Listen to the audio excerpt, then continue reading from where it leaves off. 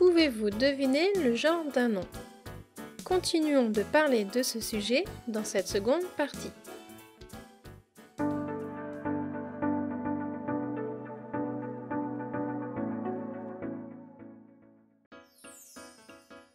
Bonjour à tous et bienvenue sur la chaîne France Plus qui est dédiée à la langue et à la culture française.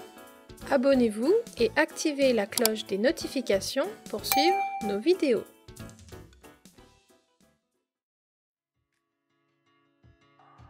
Il existe des mots qui peuvent être des noms et des adjectifs, comme les métiers et les nationalités. On peut modifier leur terminaison pour transformer un nom masculin en un nom féminin.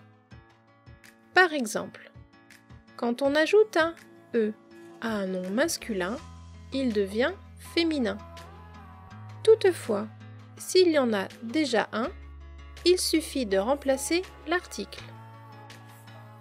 Un marchand, une marchande, un journaliste, une journaliste, un chinois, une chinoise. Quand il y a une terminaison en en, en, an ou on, on ajoute ne pour devenir féminin. Exemple: le musicien, la musicienne, un paysan, une paysanne, un norvégien, une norvégienne. Quand il y a une terminaison en er, on remplace par r. Exemple: un charpentier, une charpentière. Quand il y a une terminaison en eur, heure, on remplace par euse. Exemple: un serveur, une serveuse. Mais attention, pour la terminaison finissant par teur, T-E-U-R, on remplace par trice.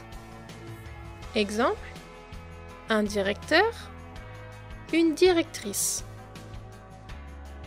Certains métiers restent toujours masculins, comme le médecin ou la médecin. Cependant, la langue française évolue sans cesse et des noms se féminisent de plus en plus, comme le professeur et la professeure, qui devient la professeure.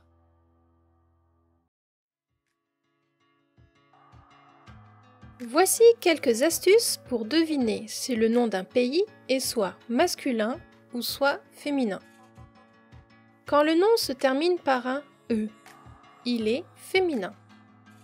Exemple: la France, la Colombie, la Grèce, la Pologne. Mais il existe 3 exceptions: le Mexique, le Mozambique et le Cambodge. Pour les autres terminaisons, le nom est masculin. Exemple: le Japon, le Canada, le Maroc. Il y a aussi des pays que l'on écrit au pluriel: les États-Unis, les Pays-Bas, les Philippines. Merci beaucoup d'avoir regardé cette vidéo et je vous dis à très bientôt. Au revoir!